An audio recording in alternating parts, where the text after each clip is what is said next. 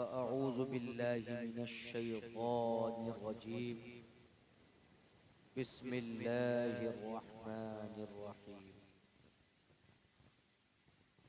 ألا إن أولياء الله لا خوف عليهم ولا هم يحزنون الذين آمنوا وكانوا يتقون. صدق الله العظيم. حضرات، آئیے ہم اور آپ اپنے آقا و مولا حضور احمد مجتبی محمد مصطفیٰ صلی اللہ تعالی علیہ وآلہ وصحبہ وبارک وسلم کی بارگاہ میں درود شریف کا نذرانہ پیش کریں. اللہم صلی علی سیدنا و مولانا محمد وبارک وسلم صلاة و سلاما علیک سیدی یا رسول اللہ صلی اللہ تعالی علیہ وسلم. عزیزان محترم،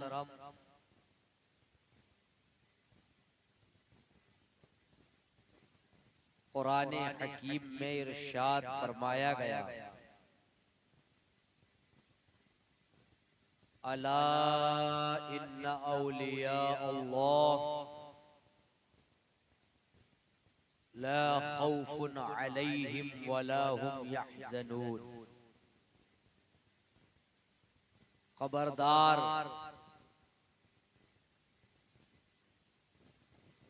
اللہ تبارک و تعالی کے دوستوں کو نہ کسی قسم کا کوئی غم ہے اور نہ کسی قسم کا کوئی اندیشہ ہے، کیونکہ یہ عرس پاک کی مجلس ہے. تو ولی جو شبد ہے، ولی کا جو لفظ ہے، اس کا معنی آتا ہے مددگار، دوست. سیدھا سیدھا مطلب یہ ہے کہ اللہ تبارک و تعالی کے جو دوست اور خاص بندے ہوا کرتے ہیں، دنیا میں بھی ان کو نہ کسی قسم کا کوئی اندیشہ ہے اور نہ ہی کسی قسم کا کوئی خوف، بلکہ وہ اپنی زندگی اللہ اور اس کے رسول کی رضا کے لیے.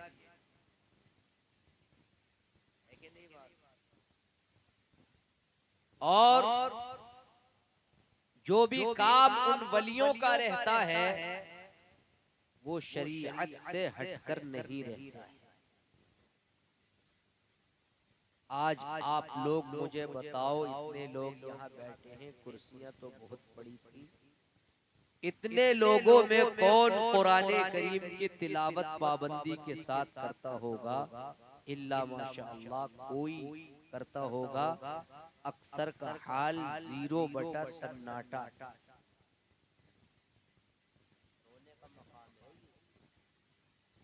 روز جلسے ہو رہے ہیں کائنات میں، دنیا میں، لیکن جناب عالی آپ لوگ عمل سے بالکل کورے ہوتے چلے جا رہے ہیں، عمل سے بالکل خالی. کبھی پڑھ لی قرآن کریم کی ایک آیت کریمہ تو پڑھ لی، لیکن بعض حضرات ایسے بھی ہوتے ہیں جو پابندی سے الحمدللہ قرآن کریم کی آیت پڑھتے ہیں. تقریر چیخنے چلانے کا نام نہیں. اگر اس کا نام ہو تو میں خوب چیخوں. ابھی تقریر نام ہے اپنے ذہن میں محفوظ رکھنا اور عملی میدان میں اترنا. ابھی خبر آئی اچانک، البتہ وہ بچہ صحیح ہے، لیکن انتقال کو کوئی ٹائم نہیں لگ رہا ہے، لمحات میں انسان ادھر سے ادھر ہوتا چلا جا رہا ہے۔ قرآن کریم کی فضیلت، قرآن کریم کی تلاوت اولیاء کرام کا محبوب مشغلہ رہا ہے۔ جو بھی اللہ تبارک و تعالی کا ولی ہے اور دوست ہے، تو اس نے قرآن کریم کی تلاوت رات کی تنہائیوں میں بھی کی ہے اور دل کے اجالے میں بھی کی ہے۔ اگر آپ قرآن کریم کی تلاوت کریں گے، اولیاء کاملین کے نقش قدم پر چلیں گے، تو حدیث پاک مجھے یاد آ رہی ہے، اس کی سند یوں ہے: حدثنا اسحاق بن منصور اخبرنا یزید بن عبد ربہ حدثنا الولید بن مسلم عن ابی الولید عبد الرحمن الجرشا عن سعید بن جبیر یقول سمعت النواس بن سمعان الکلابی یقول سمعت النبی صلی اللہ علیہ وسلم یقول یؤتی بالقرآن وأهله الذين كانوا يعملونه به تقدمه سورة البقرة وآل عمران وضرب لهما رسول الله صلى الله عليه وسلم ثلاثة أمثال ما نسيتهن بعد فقال كأنهما غمامتان او ظلتان سوداوان بينهما شرق او حزقان من طير من جوف طير صواف تحاجان عن صاحبهما۔ یہ حدیث کا متن میں نے آپ کے سامنے پڑھا، توجہ ہے؟ ہاتھ اٹھا کر کرے کس کی توجہ؟ ماشاءاللہ، کم سے کم ایک کا بھی کام ہو گیا تو زندگی ہماری بھی بخشش کا ذریعہ ہو جائے۔ بے شک، کیا بات! بہت غور سے سننا یہ بات ہے، کیونکہ ہم لوگ پیشہ ور خطیب نہیں ہیں، بازارو خطیب نہیں ہیں۔ ہمیں دل میں تکلیف ہوتی ہے جب معاشرے کا حال ڈگمگاتا ہوا دکھتا ہے، اور ہے ہی، ہمیں کسی سے پرسنل دشمنی نہیں ہے، خدا را اپنی زندگی میں تبدیلی پیدا کرو، بد عملیوں سے بالکل باز آ جاؤ۔ اللہ کے ولیوں کے نام کا نعرہ لگاتے ہو، یہ نہیں پتا کہ وہ کتنا قرآن کریم پڑھتے تھے؟ سب سے پہلی خصوصیت، ایک نمبر کی خصوصیت ایک ولی کی یہ ہوا کرتی ہے کہ وہ جب بھی ہوتا ہے قرآن کی تلاوت کرتا ہے۔ اعلیٰ حضرت امام احمد رضا خان کی زندگی کو دیکھیں، حضور حجت الاسلام کی زندگی کو دیکھیں، حضور سرکار مفتی اعظم ہند قطب عالم کی زندگی کو دیکھیں، مرشد برحق حضور تاج شریعت علیہ الرحمت والرضوان کی زندگی کو دیکھیں، اور بھی جو بزرگان دین ہیں، شاہ جی محمد شیر میاں رحمہ اللہ کی زندگی کو دیکھیں، اور متقدمین و متاخرین بزرگان دین کی زندگی کو دیکھیں، ان کا معمول یہ ملے گا کہ جب بھی وہ بیٹھے ہیں تنہائی میں تو اللہ کا ذکر کر رہے ہیں، خلوت میں ہے تو اللہ کا ذکر کر رہے ہیں، جلوت میں ہے تو اللہ کا ذکر کر رہے ہیں، رات کی تنہائی میں ہے تو ذکر خدا میں مشغول ہے، دن کے اجالے میں ہے تو ان کی زبان اللہ تبارک و تعالی کے ذکر میں مصروف نظر آ رہی ہے۔ میں کہنا یہ چاہوں گا، یہ اللہ کے مقدس ولی ایسے ہی نہیں بن جاتے ہیں، بلکہ اللہ تبارک و تعالی کے سچے دوست یہ ایسے بنتے ہیں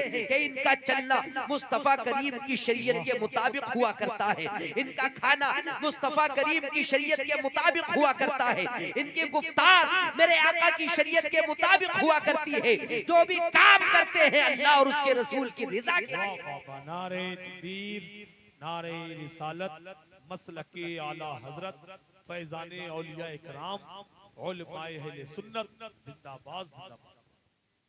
توجہ ہے. درود پاک سنائیں. اللہم صلی علی سیدنا و مولانا محمد وبارک وسلم صلاۃ و سلام علیک سیدی یا رسول اللہ. اور سے سننا ذرا باتیں سمجھ میں آ رہی ہیں نا. جی جی تو یہ جو میں نے حدیث آپ کے سامنے پڑھی تو قرآن کریم جو پڑھے گا اسے اللہ کا قرب حاصل ہوگا. چنانچہ اس کی سند کے ساتھ میں نے آپ کے سامنے حدیث پڑھی. صاحب کتاب کہتے ہیں ہم سے حدیث بیان کی اسحاق بن منصور نے. وہ کہتے ہیں ہم سے حدیث ہم کو خبر دی یزید بن عبد ربہ نے. اور وہ روایت کرتے ہیں ولید بن مسلم سے. اور وہ روایت کرتے ہیں عبد الرحمن الجریشہ سے. وہ روایت کرتے ہیں سعید بن جبیر سے. اور انہوں نے نواس بن سمعان کلابی سے سنا. نواس بن سمعان کلابی کہتے ہیں کیا کہتے ہیں کہ میں نے رسول کریم صلی اللہ تعالی علیہ وآلہ وسلم کو فرماتے ہوئے سنا. کیا سنا؟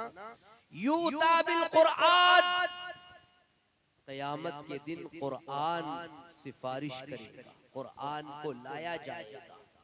وَأَهْلِهِ الَّذِينَ كَانُوا يَعْمَلُونَهُ، اور قیامت کے دن ان لوگوں کو بھی لایا جائے گا کہ جو قرآن کریم کے احکام پر عمل کیا کرتے تھے ان کو بھی لایا جائے گا. اور کیا ہوگا؟ تقدمہ سورۃ البقرۃ و آل عمران، ان کے آگے آگے سورہ بقرہ بھی ہوگی اور ان کے آگے آگے سورہ آل عمران بھی. یعنی قرآن ان کی سفارش کرے گا، سورہ بقرہ ان کی شفاعت کرے گی، سورہ آل عمران ان کی شفاعت کرے گی. میں پوچھنا چاہوں گا یہ سورہ بقرہ کا سفارش کرنا، یہ سورہ آل عمران کا سفارش کرنا کیا بے پڑے ہو جائے گا؟ ادھر توجہ کرو. قرآن کریم اگر آپ نے دنیا میں نہیں پڑھا ہے تو کیا مرنے کے بعد قرآن کریم تمہاری سفارش کرے گا؟ دن بھر گپ شپ، غیبت، چغلی، دکھاوا، ریاکاری، اس کی جب نیت رہے گی تو آخرت میں اس خوش فہمی میں مت رہنا کہ ہماری سفارش ہو جائے گی. انسان اتنا کاہل اور سست ہو گیا ہے کہ وہ احکام شرعیہ پر عمل کرنے سے کتراتا نظر آتا ہے بظاہر. اللہ کی پناہ چاہتا ہوں. اتنی تساہلی سے شہرت مل جائے، دولت مل جائے، اچھا میرا عہدہ مل جائے، دنیا بن جائے، بس اتنی ہی تھنکنگ رہ گئی.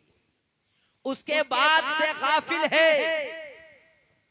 قرآن کریم میں جگہ جگہ فرمایا گیا، یاد دہانی کرائی گئی کہ آخرت کا گھر سب سے اچھا گھر ہے، آخرت کا گھر سب سے کامیاب گھر ہے اور اسی کامیاب گھر کے لیے تیاریاں کرنا ہے. وَالْآخِرَةُ خَيْرٌ لِّمَنِ اتَّقَىٰ، اور آخرت کا گھر اس کے لیے سب سے بہتر ہے کہ جس نے تقوی اور پرہیزگاری کی.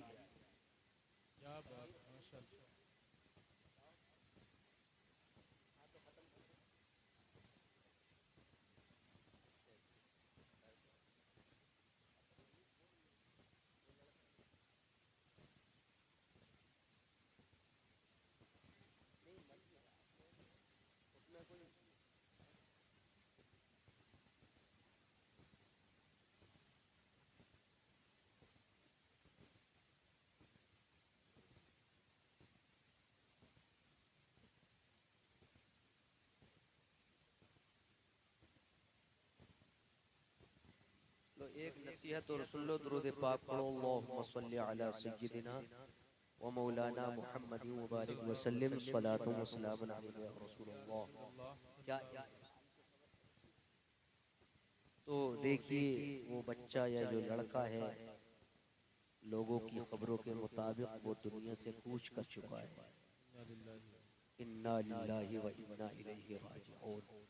اللہ تبارک و تعالی اس کی بخشش فرمائے اور اس کے پسماندگان کو صبر جمیل عطا فرمائے اور جنت الفردوس میں اعلیٰ سے اعلیٰ مقام عطا فرمائے. تو میں کہنا یہ چاہوں گا، دیکھیے موت کا وقت مقرر ہے، اچانک اس کی موت آ گئی.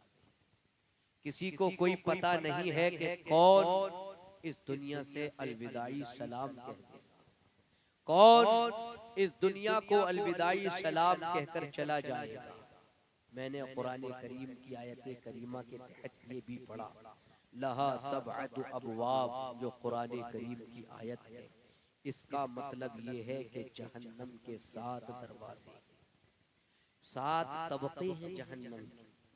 پہلا طبقہ جہنم ہے. جہنم کو جہنم اسی لیے کہا جاتا ہے لِأَنَّهُ يَتَجَهَّمُ وُجُوهَ الرِّجَالِ وَالنِّسَاءِ. اس میں انسانوں کے بال اور چہرے کے بل گھسیٹتا ہوا اس کو جہنم میں لے جایا جائے گا. ایسا طبقہ بھی ہے جہنم کا، سمجھے. اور دوسرا طبقہ ہے لظا. لظا بھی طبقہ ہے. اولیاء کرام راتوں میں بہت ڈرا کرتے تھے اللہ کے خوف سے. لظا اس کا کام کیا ہوگا، نزاعۃ للشوا، یہ کھال ادھیڑ لے گا، چمڑی ادھیڑ لے گا. اور تیسرا طبقہ ہے حطمہ. حطمہ کے بارے میں قرآن کریم میں فرمایا گیا وَيْلٌ لِكُلِّ هُمَزَةٍ لُمَزَةٍ الذي جمع مالا وعددا يحسب أن ماله أخلدا كلا لينبذن في الحطمة وما أدراك ما الحطمة نار الله الموقدة التي تطلع على الأفئدة إنها عليهم مؤصدة في عمد ممددة. مطلب تیسرا طبقہ حطمہ ہے. اس حطمہ میں ان لوگوں کو ڈالا جائے گا جو پیٹھ پیچھے سنی صحیح العقیدہ کی غیبت و چغلی کرتے ہیں اور پورا دن غیبت میں مصروف رہتے ہیں. اس کے اندر ان لوگوں کو ڈالا جائے گا جو رات دن چغل خوری اور غیبت میں مصروف نظر آتے ہیں. ایسا طبقہ ہے. ایک طبقہ سعیر ہے، ایک طبقہ سقر ہے، ایک طبقہ حاویہ ہے. یہ اتنے خطرناک اور ڈینجر طبقات ہیں جہنم کے کہ اس میں بڑے سے بڑا عذاب ہے. اور اس میں جب لوگوں کو ڈالا جائے گا تو اس وقت اس کو محسوس ہوگا کہ جہنم کا کتنا شدید عذاب مطلب یہ ہے کہ کیا گیا ہے. اور حدیثوں میں بیان کیا گیا، مجھے ایک روایت یاد آ رہی ہے، آخری بات بیان کر کے رخصت لینا چاہوں گا. توجہ ہے. اے میرے نوجوانوں، اپنی زندگی کو بدلو. حدیث پاک کی سند یوں ہے، حدثنا موسیٰ بن اسماعیل حدثنا جریر بن حازم حدثنا ابو رجاء عن سمرة بن جندب قال كان النبي صلى الله عليه وسلم اذا صلى صلاة اقبل علينا بوجهه فقال من رأى منكم الليلة رؤيا قال فإن رأى أحد قصها فيقول ما شاء الله فسألنا يوما فقال هل رأى أحد منكم رؤيا قلنا لا قال لكني رأيت الليلة رجلين. سبحان اللہ کہو بلند آواز سے. رجلين يتياني فأخذا بيدي فأخرجاني إلى الأرض المقدسة. بلند آواز سے کہیے سبحان اللہ. فإذا رجل جالس ورجل قائم بيده كلوب من حديد.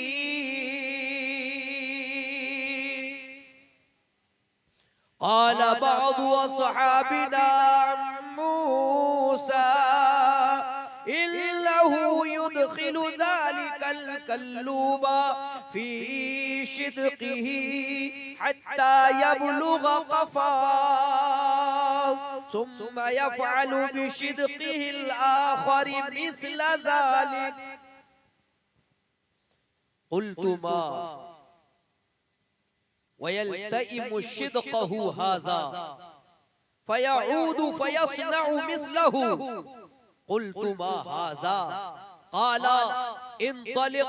فانطلقنا حتى أتينا على رجل مضطجع على قفاه ورجل قائم على رأسه بفهر أو صخرة فيشتخ بها رأسه فإذا ضربه تهدها الحجر فانطلق إليه ليأخذه فلا يرجع إلى هذا حتى يلتئم رأسه وعاد رأسه كما هو فعاد إليه فضربه.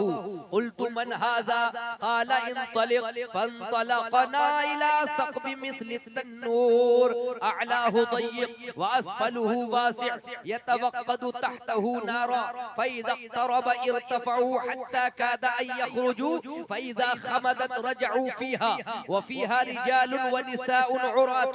فقلت من هذا؟ قال انطلق. فانطلقنا حتى أتينا على نهر من دم فيه رجل قائم على وسط النهر رجل بين يديه حجارة فأقبل الرجل الذي في النهر فإذا أراد أن يخرج رمى الرجل بحجر في فيه فرده حيث كان فجعل كلما جاء ليخرج رمى في فيه بحجر فيرجع كما كان.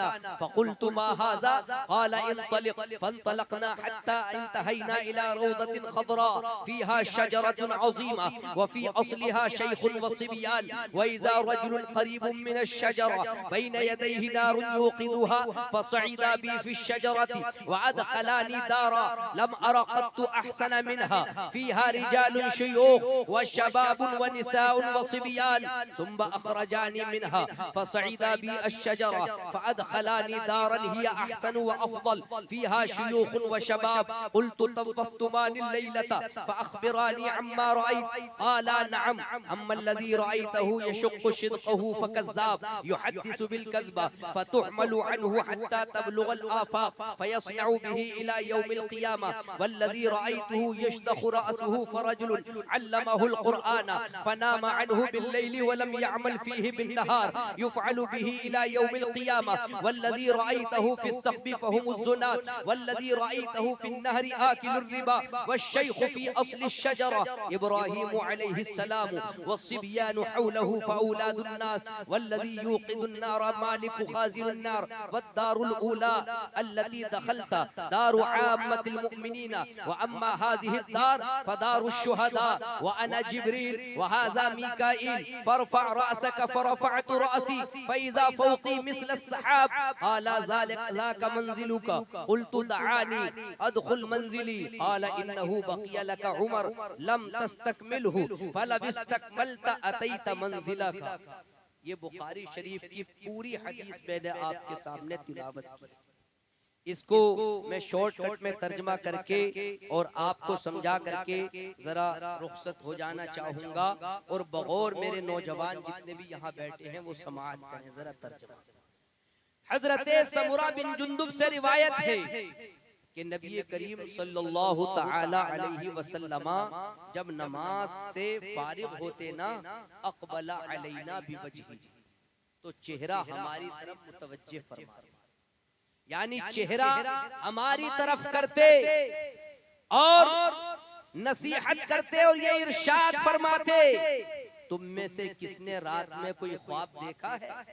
موجودین میں سے کہتے کہ تم میں سے کس نے کوئی خواب دیکھا ہے، ذرا بتاؤ۔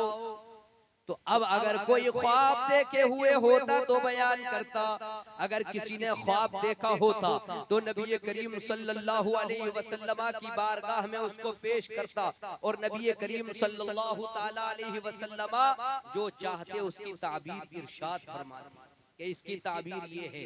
ایک دن نبی کریم صلی اللہ تعالی علیہ وآلہ وسلم نے دریافت کیا کون ایسا ہے کہ جس نے رات میں کوئی خواب دیکھا ہے؟ تو صحابہ کرام کہتے ہیں ہم نے اپنے آقا کی بارگاہ میں کہا ہم نے کوئی خواب نہیں دیکھا ہے، لیکن میرے آقا کریم صلی اللہ علیہ وسلم نے فرمایا اے میرے صحابہ سنو، تم نے تو کوئی خواب نہیں دیکھا ہے، لیکن میں نے رات ایک خواب ایسا دیکھا ہے کہ دو شخص میرے پاس آئے اور آنے کے بعد میرے دونوں ہاتھوں کو پکڑا اور دونوں ہاتھوں کو پکڑ کر مجھ کو ارض مقدسہ کی طرف لے گئے۔ تو اچانک میں کیا دیکھتا ہوں، دو شخص ہیں، غور سے سننا، دو شخص ہیں، ایک شخص بیٹھا ہوا ہے اور ایک شخص کھڑا ہوا ہے، بیدہ کلوب من حدید، اس کے ہاتھ میں لوہے کا آنکڑا ہے۔ دو شخصوں کو سرکار نے دیکھا، ایک بیٹھا ہوا ہے اور ایک کے ہاتھ میں کیا ہے، کھڑا ہے، تو لوہے کا آنکڑا اس کے ہاتھ میں ہے، کلوب من حدید، لوہے کا آنکڑا۔ اب جناب عالی ہوا کیا، حدیث پاک روایت بیان کر رہی ہے کہ راوی کہتے ہیں کہ ہمارے بعض اصحاب نے موسیٰ سے روایت کر کے یہ کہا کہ وہ لوہے کا جو آنکڑا تھا اس کا کیا کر رہا تھا، انہو یدخل ذالک الکلوب فی شدقہ، وہ جو لوہے کا آنکڑا ہے نا وہ ایک کے جبڑے میں داخل کر رہا تھا، یعنی جبڑا جو یہ ہوتا ہے اس کے جبڑے میں داخل کر رہا تھا، اور کیا کر رہا تھا، حتی یبلغ قفاہو، جب وہ جبڑے میں اس لوہے کے آنکڑے کو داخل کرتا تو اس کی گدی تک لے جاتا، یہ جو پیچھے گدی ہے وہاں تک لے جاتا، اس کے بعد پھر دوسرے جبڑے میں بھی وہ ایسے ہی کرتا، اس جبڑے میں داخل جب کرتا تو یہاں تک وہ اس کو پہنچا دیتا۔ تو اب جناب عالی جب دوسرے جبڑے میں داخل کرتا تو پہلا جبڑا جب تک بھر جاتا، صحیح ہو جاتا، تو وہ دوبارہ پہلے جبڑے میں ایسے ہی کرتا جیسے کہ پہلے بار کر رہا تھا، داخل کرتا اور نکالتا۔ اللہ اکبر، نبی کریم صلی اللہ علیہ وسلم نے کہا قلت ما ھذا، میں نے کہا یہ کون ہے، یہ کیا معاملہ ہے، آخر کار کیا ہو رہا ہے؟ اے نوجوانوں، راتوں رات تقریر سن کر کے عملی میدان سے کتراتے ہو، اے غیبت و چغلی میں لگے رہتے ہو، ہاں ہاں ٹھٹے بازی قصے کہانیاں ای وہاں چنی وچنا، ہم کو شرم آنی چاہیے کہ ہم مجلسیں سجاتے ہیں، لطیفے بازی قصے کہانیاں کے لیے نہیں سجاتے ہیں، ہم آقا کریم کا ذکر کرتے ہیں، آخرت کو بنانے کے لیے کرتے ہیں، ہم اولیاء کرام کا ذکر کرتے ہیں، آخرت کو بنانے کے لیے کرتے ہیں، ہم نبی کریم صلی اللہ تعالی علیہ وسلم پر درود پاک کا نذرانہ پیش کرتے ہیں، ہم دنیا کے لیے نہیں بلکہ آخرت کو بنانے کے لیے کرتے ہیں۔ سبحان اللہ۔ اس کے بعد کیا ہوا، سمجھ میں آ رہی ہے روایت، غور سے سننا ذرا اور عملی میدان میں بھی اترنے کی کوشش کرنا، صرف ریاکاری اور دکھاوا مت کرو۔ ادے پور کے لوگوں، ہماری یہ ادے پر یہ مقدس سرزمین ہے، آپ خوش نصیب ہیں الحمدللہ جو یہاں تقریروں میں بیٹھے ہوئے ہیں اور اپنے خانہ دل کو منور کر رہے ہیں۔ تو دونوں نے کہا، ذرا توجہ سے سنیں اور عملی میدان میں اترنے کی کوشش کریں۔ اب جب ہوا تو آقا نے کہا یہ کیا میٹر ہے، تو بتایا نہیں ابھی، کہا انطلق، ہمارے ساتھ چلے، ہمارے ساتھ چلے۔ راوی بیان کرتے ہیں کہ حدیث میں یہ ہے فانطلقنا، ہم چلے یہاں تک کہ حتی اتینا علی رجل مضطجع علی قفاہ، ہم ایک ایسے شخص کے پاس پہنچے جو چت لیٹا ہوا ہے، گدی کے بل لیٹا ہوا ہے، وَرَجُلٌ قَائِمٌ عَلَى رَأْسِهِ بِفِهْرٍ، اور ایک شخص اس کے سر پر موصل لیے کھڑا ہے یا پتھر لیے کھڑا ہے، فَيَشْتَخُ بِهَا رَأْسَهُ، اور وہ اس کا سر اس سے کچل رہا ہے، یعنی دیکھا نہر میں ایک شخص ہے اور کنارے پر ایک شخص موصل لیے ہوئے کھڑا ہے اور وہ اس کے سر پر اس کو مار رہا ہے اور اس کا سر کچل رہا ہے. فَإِذَا ضَرَبَهُ، اور کرنا ذرا یہ کیا معاملہ ہے، جب وہ پتھر اس کے سر پر مارتا تو تَدَحْدَحَ الْحَجَرَ کا لفظ حدیث شریف میں آیا ہے، وہ پتھر لڑکتا ہوا آ جاتا. فَانْطَلَقَ إِلَيْهِ لِيَأْخُذَهُ، وہ انسان پتھر کو پکڑنے کے لیے دوڑتا تو جب تک وہ پتھر پکڑ کے لاتا تو وہ اس کا سر صحیح ہو جاتا، بھر جاتا. اس کے بعد وہ پھر دوبارہ ویسے ہی کرتا جیسے کہ پہلے کر رہا تھا، یعنی سر کو مارتا اور اس کے بعد پتھر اٹھانے کے لیے جاتا جب تک وہ سر صحیح ہو جاتا. ایسے ہی کیا جاتا رہا.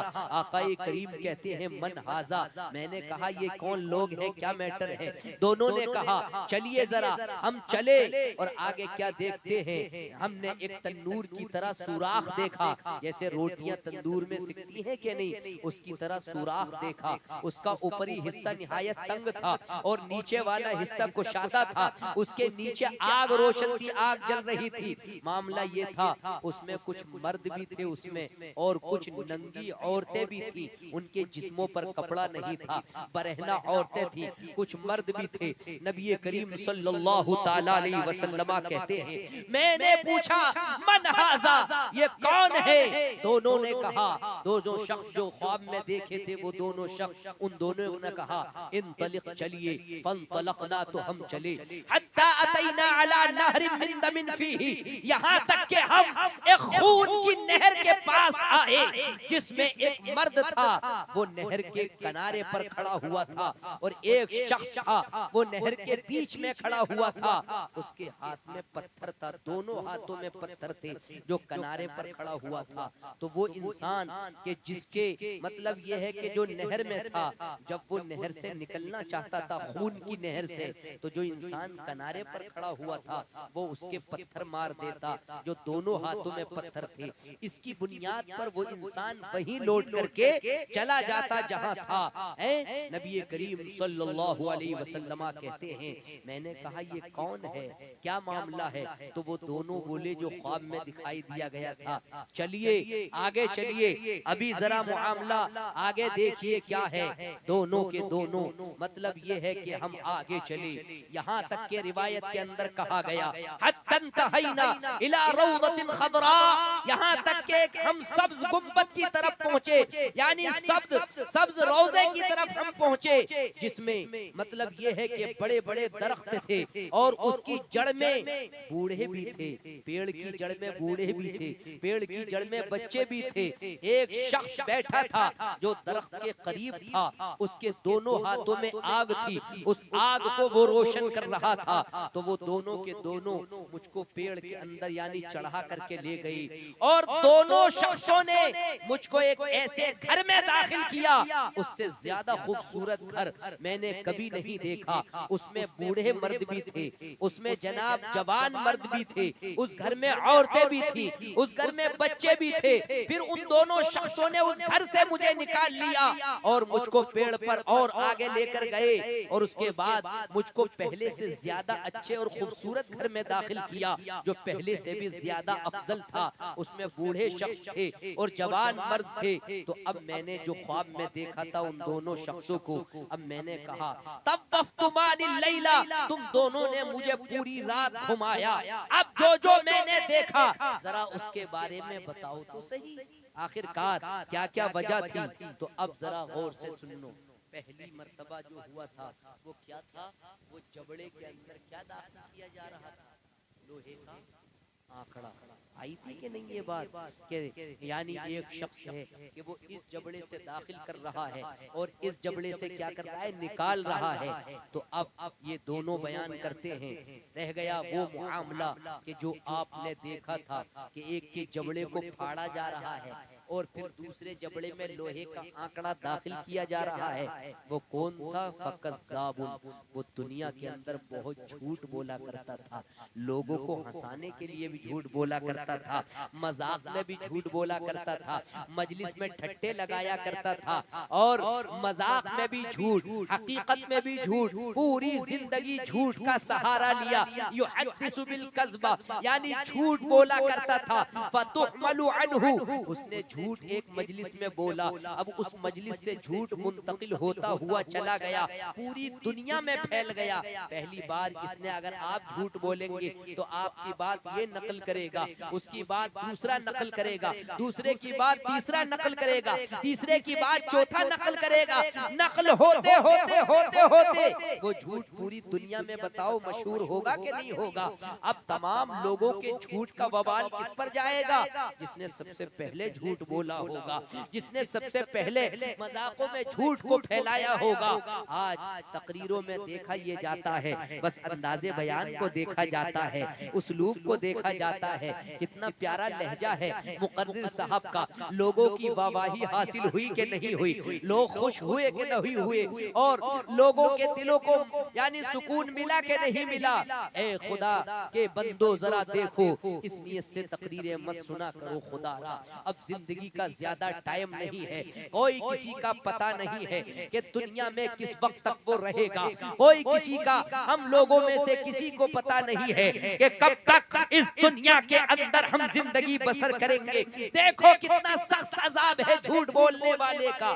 جو جھوٹ بولتے ہیں عام طور سے بھی کان پر پھول لگا ہوا ہے، ارے میں تو ابھی پیلی بھیت میں ہوں جبکہ ابھی امریا میں ہے، میں تو ابھی اپنی سسرال میں ہوں جبکہ وہ تو ابھی اپنے گھر ہے، میں تو فلاں چوراہے پر کھڑا ہوں جبکہ وہ تو ابھی اپنے گھر میں باتیں کر رہا ہے. یہ مذاق کے جھوٹ جنہیں انسان اگنور کرتا ہے، جنہیں انسان نظر انداز کرتا ہے، یہ وبال جان بنیں گے آنے والے وقت میں، اور یہ ایسے عذاب میں مبتلا کرنے کا ذریعہ بنیں گے جس کی مثال آپ نے دیکھی نہیں ہوگی. اللہ اکبر. یہی حدیث میں دیکھ لیں جبڑا پھاڑا جا رہا تھا، اس کی وجہ کیا تھی کہ وہ جھوٹ بولتا تھا، اس سے جھوٹ پوری دنیا میں منتقل ہوتا گیا. اور آگے چلے دوسرا انسان وہ دیکھا تھا یشتخ راسہ، اس کے سر کو کچلا جا رہا تھا. ایسا بھی تو دیکھا تھا. دوسرے نمبر پر دیکھا تھا کہ نہیں دیکھا تھا؟ کچلا جا رہا تھا. تو وہ شخص کا فرجل علمہ القرآن ہے، علمہ اللہ القرآن. یہ ایسا شخص تھا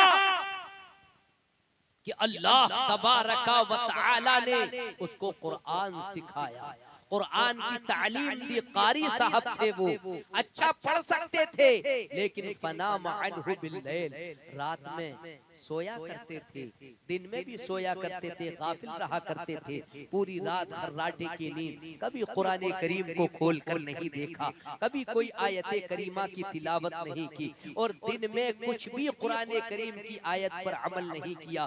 نمازیں خوب چھوڑی، ظہر خوب چھوڑی، عصر خوب چھوڑی، مغرب و عشاء خوب چھوڑی، اور بنداس وہ گناہ کرتا رہا. قرآن کا حافظ ضرور تھا، قرآن کا قاری ضرور تھا، عالم ضرور تھا، لیکن حدیث شریف میں کہا وَلَمْ يَعْمَلْ فِيهِ بِالنَّهَارِ، اس نے دن میں اس پر بالکل بھی عمل نہ کیا.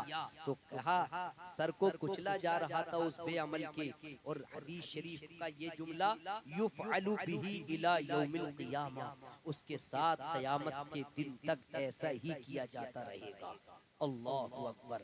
ذرا دیکھیں، اور وہ جو تنور دیکھا تھا والذی رأیتہ فی النقب، جو تنور میں سوراخ دیکھا تھا نا، یہ بھی تو آئی تھی بات، اس کا اوپری حصہ تنگ تھا اور نیچے حصہ کشادہ تھا. وہ کون لوگ تھے؟ فہم الزنات، وہ زنا کرنے والے تھے، وہ بدکاری کرنے والے تھے. دنیا کے اندر خوب زنا کرتا ہے کوئی زانی بدکار ہے، بد اخلاق، اپنے آپ کی آخرت خراب کرنے والا، اس کو زانی کہا جاتا ہے. تو اب جو تنور میں جو لوگ تھے جل رہے تھے وہ زنات تھے، زانی تھے، اور جو خون کی نہر تھی، جو خون کے نہر میں دیکھا گیا تھا جس کو آکل الربا، وہ سود خور تھے، سود لیتے تھے دنیا کے اندر، بنا عوض کے زیادتی لیتے تھے، 10,000 پہ پرسنٹ، 12,000 پہ پرسنٹ، خوب دھڑلے سے سود لیا بھی اور سود دیا بھی، دونوں کام کیا کرتے تھے۔ تو وہ قیامت کے دن یعنی ان کا معاملہ یہ ہوگا کہ وہ مطلب یہ ہے کہ خون کی نہر میں ہوں گے۔ اللہ، ایسے عذاب سے اللہ کی پناہ چاہتا ہوں۔ اور وہ جو پیڑ کی جڑ میں شیخ تھے وہ کون تھے؟ حضرت ابراہیم علیہ السلام، اور جو بچے ان کے ارد گرد تھے وہ لوگوں کی اولادیں تھیں، اور جو آگ کو روشن کر رہا تھا وہ داروغ جہنم مالک فرشتہ تھا جس کو مالک کہا جاتا۔ اور سرکار نے جو پہلا گھر دیکھا، جس گھر میں بتا رہے ہیں جس گھر میں آپ کو داخل کیا گیا پہلی مرتبہ ہے تو وہ عام مومنین کا گھر تھا، اور یہ گھر جس میں اب ہے تو یہ شہیدوں کا گھر ہے، شہداء کا گھر ہے۔ تو اب میں جو بتانا چاہتا ہوں وہ یہ کہ وہ بیان کرتے ہیں قوام میں جو دو آئے تھے، کہتے ہیں وَأَنَا جبریل، میں جبریل ہوں، اور اس کے بعد کہتے ہیں یہ میکائیل ہیں، اپنے سر کو اٹھائیے۔ تو نبی کریم صلی اللہ تعالی علیہ وسلم کہتے ہیں فَرَفَعْتُ رَأْسِي، میں نے اپنے سر کو اٹھایا تو اچانک میرے سر کے اوپر بادل کی طرح کوئی چیز تھی۔ دونوں نے کہا ذَاكَ مَنزِلُكَ، یہ تمہارا گھر ہے، تمہاری منزل ہے۔ سرکار کہتے ہیں میں نے کہا مجھے چھوڑو کہ میں اپنے گھر میں چلا جاؤں، تو دونوں نے کہا نہیں، ابھی آپ کی عمر باقی ہے، آپ نے اس کو مکمل نہیں کیا ہے، اگر آپ اس کو مکمل جب کر لیں گے اتیت منزلہ کا، تو آپ اپنے منزل میں آئیں، اپنے گھر میں آئیں۔ یہ ایک روایت پوری میں نے آپ کو سنائی، لمبی حدیث، اسی پر عمل کرنا اور اپنی زندگی کو کامیاب بنانا۔ میں اپنی گفتگو کو یہیں پر ختم کرتا ہوں۔ اللہ تبارک و تعالی ہم سب کو عمل خیر کی توفیق عطا فرمائے، دارین کی سعادتوں سے مالا مال فرمائے۔ استغفر اللہ ربی من کل ذنب و اتوب الیہ، لا الہ الا اللہ محمد الرسول اللہ صلی اللہ تعالی علیہ وآلہ